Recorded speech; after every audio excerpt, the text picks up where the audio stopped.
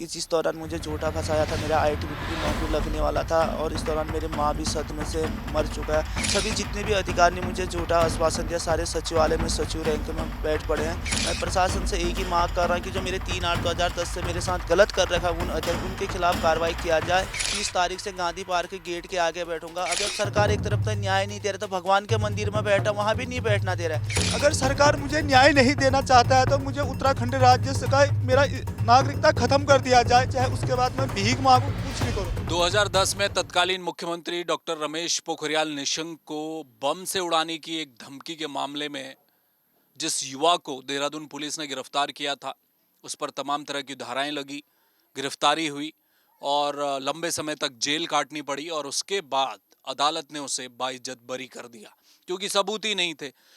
और इस युवा का नाम है मनोज कुमार। कुछ दिनों पहले हमारे चैनल में आपने इस युवा की पीड़ा को सुना जब ये राह चलते मुझे मिल गए थे एक बार देहरादून में। लेकिन अब ये मनोज कुमार देहरादून के धरना स्थल पर भूख हड़ताल पर बैठ गए हैं। 2 दिन इन्हें भूख हड़ताल पर बैठे हुए हो चुका है। 26 जनवरी से यहाँ बैठ चुके हैं और अब ये चाह रहे हैं, उस समय भी ये कह रहे थे कि भाई पुलिस ने झूठे मामले में इन्हें फंसाया, इन्होंने कोई धमकी उस वक्त दी नहीं थी और बाद में कोर्ट ने भी बरी कर दिया। मगर सालों गुजर गए। अब आप देखिए ना, 2010 से लेकर आज 2025 हो चुका है और इन सालों में, इन बीते गुजरे वक्त में इनकी उम्र निकल गई। ये न सरकारी नौकरी के लायक बचे। अब ये मांग कर रहे हैं कि इनको उचित मुआवजा दिया जाए।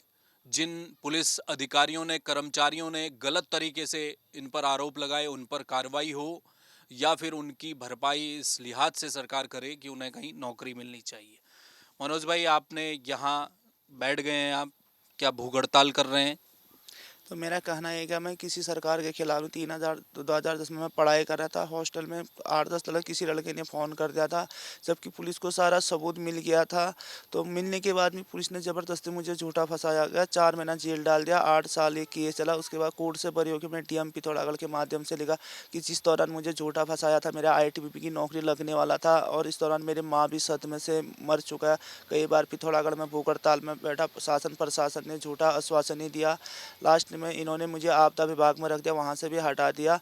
इसी सिलसिले में मैं कहीं से न्याय नहीं मिला, कोटगाड़ी में बैठा था, वहाँ से ज़बरदस्ती उठा के और अभी वो डीएम साहब सौरभ गहलवाल, मेरा छोटा भाई है करके, मंदिर से उठा के ले गया। अभी सचिवालय में हैं वो अधिकारी। सभी जितने भी अधिकारी ने मुझे झूठा आश्वासन दिया, सारे सचिवालय में सचिव रैंक में बैठ पड़े हैं।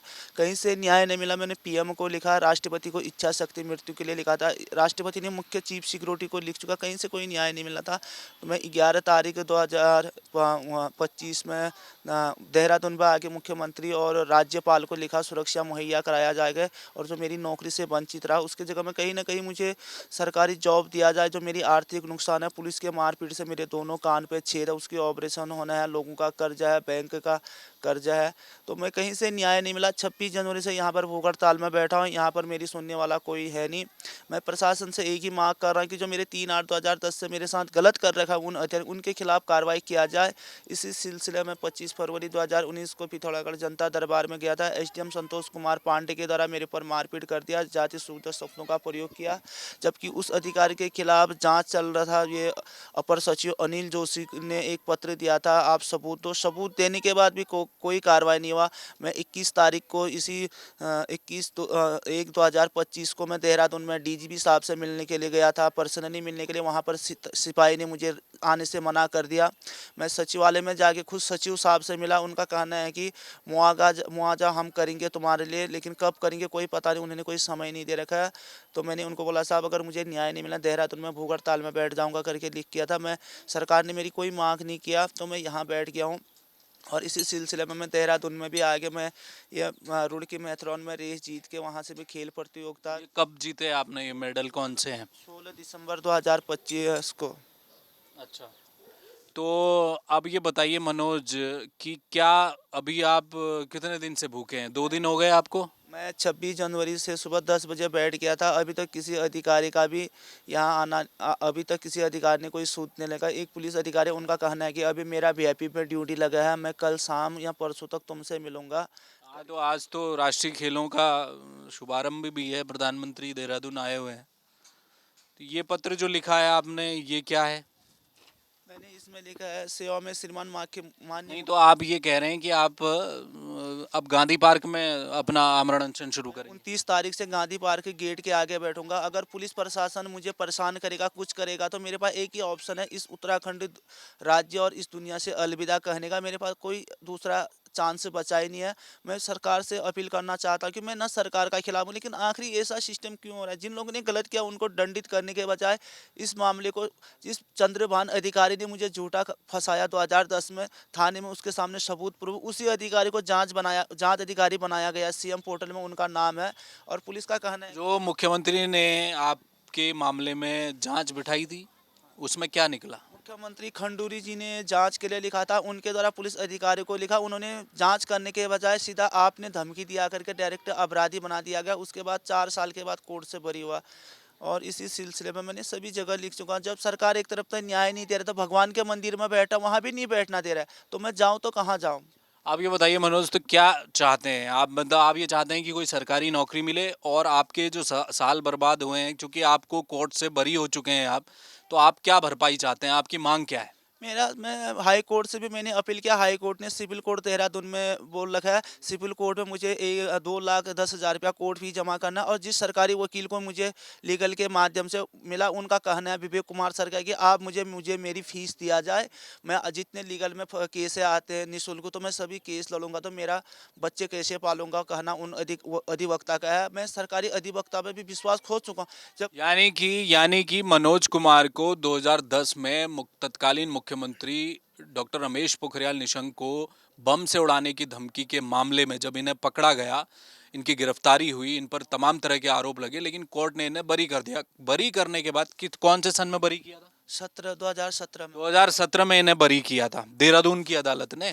और लेकिन कोर्ट ने ये कहा था कि अगर आपको आर्थिक मुआवजा अगर इसमें चाहिए तो आप इसकी सिविल कोर्ट में हाई कोर्ट में जाकर आप इसकी अपील कीजिए। लेकिन अब मनोज का ये कहना है कि इनके पास उतने पैसे भी नहीं है कि किसी वकील को ये अपना मामला देके इस केस को लड़ पाएं, कि उनके जो आर्थिक मुआवजा है, जो भरपाई हो जाए, वो भी नहीं लिया जा सकता। क्यों? क्योंकि वकीलों की फीस बहुत ज़्यादा है। अच्छा मनोज, एक चीज़ और बताइए, अभी आप जो कह रहे थे, जिन दिनों आप जेल में थे, जेल में आप जब थे, आपने कहा कि मुझे 50 लाख का ऑफर दिया गया था किसी ने। कौन थे वो लोग उस समय? आपने अभी आप बड़ा अफसोस जता रहे थे, क्या था वो? कि जिस समय मैं देहरादून सिद्धवाला जेल था, वो लड़के थे, मेरठ के अपराधी थे। वो बोले थे, मनोज, अगर तू, तेरा बहुत से तो इन सालों ने बिना गलती का बर्बाद कर दिया है, अगर तू हमारे साथ काम करना चाहे तो मैं 50 लाख रुपया देता हूँ, तो तेरे माँ बाप के नाम से कर देता हूँ, तू हमारे साथ काम करके। मैं अभी पछता रहा हूँ, शायद आज उस दिन मैंने उन लोगों की बात माना होता तो आज मुझे न्याय मिल जाता। लेकिन मैं एक गरीब परिवार का था, गरीब परिवार का, असहाय परिवार का था, लेकिन उसका दंड भुगत रहा। और सरकार को मैं स्पष्ट कहना चाहता हूँ, अगर सरकार मुझे न्याय नहीं देना चाहता है तो मुझे उत्तराखंड राज्य से का मेरा नागरिकता खत्म कर दिया जाए, चाहे उसके बाद मैं भीख मांगू, कुछ भी करूँ। मैं सरकार से मेरी यही मांग है। कौन थे वो लोग जो मेरठ के मिले? तो किसी अपराधी गैंग के लोग थे, क्या थे? वो लोग अपराधी भी थे, कुछ लोग अच्छे भी थे, कुछ बुरे लोग भी थे। वहां पर सिद्धू वाला जेल की बात है, वो बोले थे, बेटा हमारे साथ चल, जितने हथियार चाहिए हम तेरे को देने के लिए तैयार हैं, पिथौरागढ़ पहुंचा देंगे, देहरादून पहुंचा दे, तू हमारे साथ आ जा। लेकिन मैंने गलती किया उस दिन। मैंने अगर ये कदम उठाया होता, आज मुझे न्याय भी मिल जाता, पैसा भी मिल जाता, सब कुछ मिल नहीं जाता। तो आपने मना कर दिया उससे? मैंने इनकार कहा। मैं एक गरीब परिवार का बच्चा हूँ, मैं एक गलत कामों पर नहीं जाना चाहता, क्योंकि मेरे माँ बाप ने जिस उद्देश्य से मुझे पढ़ा लिखा करके यहाँ तक पहुँचा रहा है, उनका नाम नहीं डूबना देना चाहता। नहीं, आपने बिल्कुल सही किया मनोज, बिल्कुल सही किया। अपराधियों ने आपको ऑफर दिया था, आपने वो पैसा भी ठुकराया, उनके साथ जाना भी आपने इनकार किया, अच्छा किया। लेकिन इस बात का दुख हमें भी है कि आज आपको यहाँ आमरण अनशन पर बैठना पड़ रहा है। हम तो यही उम्मीद करेंगे सरकार तक ये आवाज़ पहुँच जाए, सरकार सुन ले। इस तरह से एक लड़के का दर दर भटकना, अभी कुछ महीनों पहले ये मुझे देहरादून में राह चलते मिल गए थे। मैं किसी और कवरेज में खड़ा था, ये दौड़ते हुए मेरे पास आए कि शायद आप मेरी बात उठा सकते हैं, मेरी आवाज़ पहुंचा सकते हैं लोगों तक। तब मैं इनका एक छोटा सा इंटरव्यू किया था। और मुझे लगा कि एक मामले में, क्योंकि हम भी उस समय जब पत्रकारिता शुरू कर रहे थे, तब हमने भी ये खबर देखी कि निशंक को बम से उड़ाने की धमकी मिली है। भाई कौन सा मामला है, क्या है, कौन लोग हैं, बड़ा हाई प्रोफाइल ये मामला उस समय हो गया था। और पता चला कि ये वही हैं जो उस मामले में जिनको पुलिस ने पकड़ा था, जेल रहे, लेकिन कोर्ट ने बाइज्जत बरी कर दिया। बाद में पता चला ये तो थे ही नहीं उस मामले में।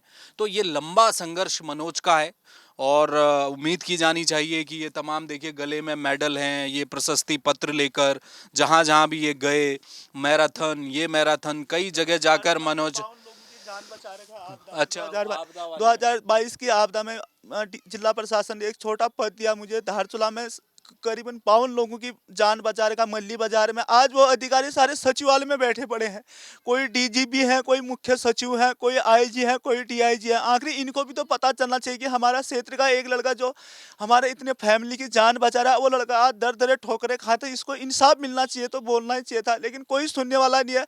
मैं प्रशासन से कह रहा हूँ, अगर उत्तराखंड सरकार और उत्तराखंड के डीजीपी, गृह विभाग, केंद्र सरकार से कहता हूँ, अगर आज मुझे न्याय नहीं मिला, एक निर्दोष होने के अपराधी की तरह जीना पड़ गया, तो मैं उत्तराखंड छोड़ने के बाद अपराधी रास्ते में चले जाऊंगा। नहीं, ये गलत है, ये गलत है मनोज। नहीं नहीं नहीं, देखिए आप संघर्ष कर रहे हैं, बहुत सारे लोगों का अपना अपना संघर्ष चल रहा है। मैं मानता हूं बिल्कुल, आपके साथ हम लोग खड़े हैं कि आपके साथ अन्याय हुआ, लेकिन ये अपराधी रास्ते पर जाने की बात नहीं। पेपर भी दे रहेगा, एक कनिष्ठ आएगा 19 तारीख को, पेपर भी दिया था, हाईकोर्ट ने बोलेगा इसको नौकरी में छूट दिया जाए। तो मैं सचिव साहब को बोला, सचिव साहब का कहना है, अपर सचिव का, कि हम तुम्हें ये नौकरी नहीं दे सकते, डीएम से बात करके ठेकेदारी में रख देंगे। तो कल और 2-3 महीने के बाद मैं धरना प्रदर्शन में ही जाना पड़ेगा। उस पैसे से ना मेरा बैंक का, मैं उस पैसे से बैंक का कर्जा नहीं कर सकता। मैनेजर का कहना है कि अगर आप इस लड़ाई को लड़ो, इसके बाद आप मुझे हर महीने किस्त दो 3 लाख रुपए, मैं कहाँ से दूंगा। मैं मुख्यमंत्री और डीजीपी तो मैं परसों डीजीपी सर ने भी इस मामले को जांच ले रखा है और भरने सर को ये सम्मानित पत्र दिया। मैं उत्तराखंड सरकार से कहना चाहता हूँ कि एक गरीब को इंसाफ देके उसके इंसान बनाए, यानी कि अपराधी रास्ता चुनने का अवसर मत दे। चलिए चलिए मनोज, चलिए देखिए, ये थोड़ा भावनाओं में बह गए हैं और लाजमी भी है, लंबे समय से, इतने सालों से ये सड़कों पर घूम रहे हैं। वक्त इनका जो था, जिस समय ये नौकरी कर सकते थे, किसी कंपटीशन पर बैठ सकते थे, वो वहाँ बैठ नहीं पाए क्योंकि उस समय केस चल रहा था 2017 में। आप सोचिए कि तकरीबन 7 साल बाद जाकर इनको न्याय मिला, कोर्ट ने बाइज्जत बरी किया, लेकिन वक्त गुजर गया। अब 2025 है, इनकी उम्र निकल चुकी है, ये सरकारी नौकरी के अप्लाई नहीं कर सकते। एक जो मामला ये बता रहे हैं कि कोर्ट ने कहा है कि उसमें छूट दी जाए, लेकिन सरकार, इनका ये कहना है कि ये कहा जा रहा है कि इसमें छूट इनको नहीं मिल सकती। तो ये कहाँ जाकर नौकरी करेंगे, ये बड़ा सवाल है। अब दिक्कत ये है कि आमरण अनशन में 2 दिन से भूखे बैठे हैं। इन्होंने कह दिया है कि ये भूखे बैठे रहेंगे। अगर सरकार नहीं सुनती तो अगले दिन, यानी कि कल से, ये गांधी पार्क के बाहर धरने पर बैठ जाएंगे और इनका आमरण अनशन जारी है। कैमरामैन मयूर उपाध्याय के साथ हेमभट्ट, जय भारत टीवी।